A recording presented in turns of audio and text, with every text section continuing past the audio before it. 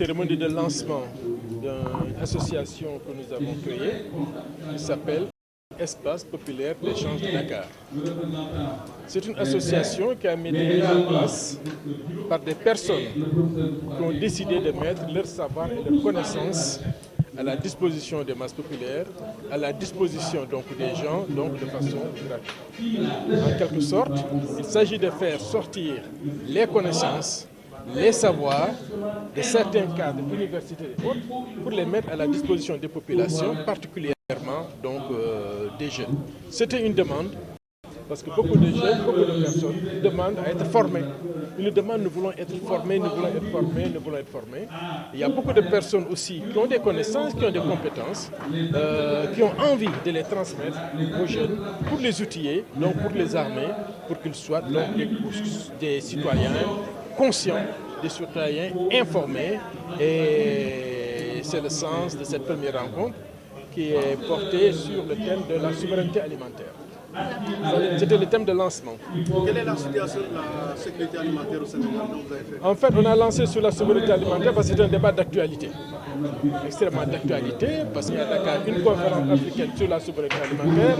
Et ça fait très longtemps, depuis 1996, que les gens parlent de souveraineté alimentaire. Mais elle n'était pas appliquée. Et toutes les mises en garde qui avaient été formulées à l'époque, à savoir que l'alimentation d'un pays est fondamentalement sur des importations, même si on a les ressources, que l'alimentation doit reposer d'abord sur une production locale, sur la valorisation donc, de ce que nous avons. Cela nous a rattrapé parce qu'on a vu avec la Covid, avec également la crise en Ukraine, on peut également avoir beaucoup de ressources, avoir d'argent et ne pas pouvoir acheter.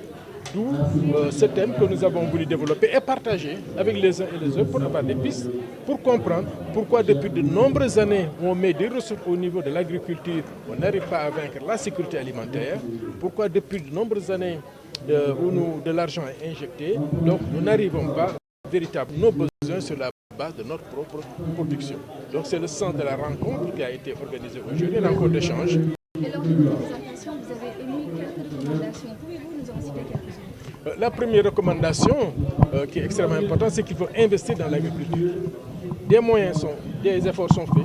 On a donné de l'argent à l'agriculture, mais nous estimons que c'est insuffisant. Les organisations paysannes, les organisations d'agriculture demandent à ce qu'on donne 10% des budgets. Donc, pour être en adéquation avec les recommandations de Malabo, augmenter de façon considérable les moyens alloués à l'agriculture et que ces moyens arrivent véritablement aux acteurs qui en ont véritablement besoin. Nécessité d'assurer nos besoins alimentaires, particulièrement céréaliers, à partir du riz, dont il faut augmenter la production, à partir donc du fognon, à partir donc du maïs. Il nous faut investir. Mais il faut aussi une agriculture qui repose sur une industrialisation. Donc, grosse industrie, mais également petite industrie, moyenne industrie et la valorisation des unités de transformation qui sont faites par les femmes. Nous avons beaucoup insisté sur la question de l'arachide. Le Sénégal était un champion de l'arachide dans le passé. Il faut qu'on voit comment faire en sorte pour que le Sénégal puisse continuer à être un champion de l'arachide, pas seulement dans les secteurs que nous connaissons, mais il faudra beaucoup d'innovation dans le secteur arachidier. Il faudra aussi qu'on développe tout ce qui concerne le secteur, si je peux dire, de la production de semences céréalières, de semences certifiées à part de notre pays. Nous avons fait un plaidoyer aussi pour insister sur les organisations paysannes, les exploitations familiales, parce que c'est elles qui nous nourrissent. Donc il faut les renforcer, il faut donc véritablement les capacités pour qu'elles puissent jouer leur rôle. Nous avons beaucoup insisté aussi sur la question aussi de la recherche. La recherche, il faut qu'on donne des moyens véritablement à la recherche. Il ne peut pas y avoir de sécurité alimentaire, de souveraineté alimentaire, de développement alimentaire si on ne renforce pas de façon, si je peux dire, très significative les moyens des institutions de recherche telles que l'ISRA, telles que l'ITEA, telles que véritablement les universités, parce que le développement de l'agriculture doit s'accompagner aussi donc d'innovation. On dit que c'est une source d'emploi.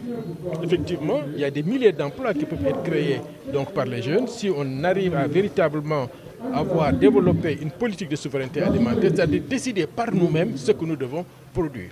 Dans le passé, avec les plans d'ajustement structurel, vous avez vu, on nous avait dit que, effectivement, l'arachide, ce n'était pas intéressant, qu'il fallait acheter de l'huile sur le marché. Ce n'est pas la peine de produire, si je peux dire, du riz, parce que du riz, on peut l'acheter donc sur le marché. Mais comme je l'ai dit, tu peux avoir les risques et ne pas pouvoir acheter. Donc, il nous faut asseoir une vérité alimentaire, c'est une indépendance dans ce qui nous nourrit. Personne d'autre ne peut décider la façon dont nous pouvons nous nourrir, dont nous pouvons véritablement alimenter notre population. C'était ça l'objectif donc de cette rencontre, comme première rencontre. Vous savez, nous allons voir. Parce que ces rencontres, comme je dis, c'est des personnes qui, de façon volontaire, décident de ce qu'elles savent et qu'elles mettent à la disposition des gens. Ça dépendra aussi de la formulation des jeunes. Que des jeunes nous disent, nous voulons qu'on nous parle de telle chose et de tel autre domaine. Nous allons à ce moment-là réunir les personnes qui sont intéressées, mais nous pensons pouvoir le faire une fois par mois. Mais en tout état de cause, je veux dire que cet été, nous allons organiser une université d'été sur toutes ces questions qui seront identifiées et formulées par les jeunes. Et je pense que nous aurons un fonctionnement régulier. L'EHPAD si je peux dire, est un espace nomade. Partout où des secteurs ont besoin qu'on leur parle, ou bien qu'on les forme, ou qu'on renforce leurs capacités dans un domaine bien précis, si la demande est formulée, nous pouvons nous déplacer avec des compétences, donc qui peuvent le faire de façon généreuse, donc pour mettre les savoirs à la disposition des jeunes et de la population. Nous voulons savoir qu'est-ce qui vous a motivé de mettre en œuvre cette association? Parce que d'abord, j'ai vu que beaucoup de jeunes ont demandé, je veux être formé sur telle ou telle chose, je veux être outillé, donc sur telle ou telle chose. Je veux être un acteur conscient qui sait ce qu'il dit, qui sait ce qu'il rencontre sur la base d'informations qui soient trouvées. Ça, c'est une chose. Et deuxièmement, nous avons estimé aussi qu'il y a beaucoup de personnes, qu'elles soient à la retraite ou bien qu'elles soient actives, mais qui ne sont pas dans les centres académiques, dans les universités, par exemple. Là, le savoir ne doit pas se limiter à l'intérieur seulement des universités, à l'intérieur seulement des instituts de gestion. Il y a des personnes qui y sont, qui ne sont plus.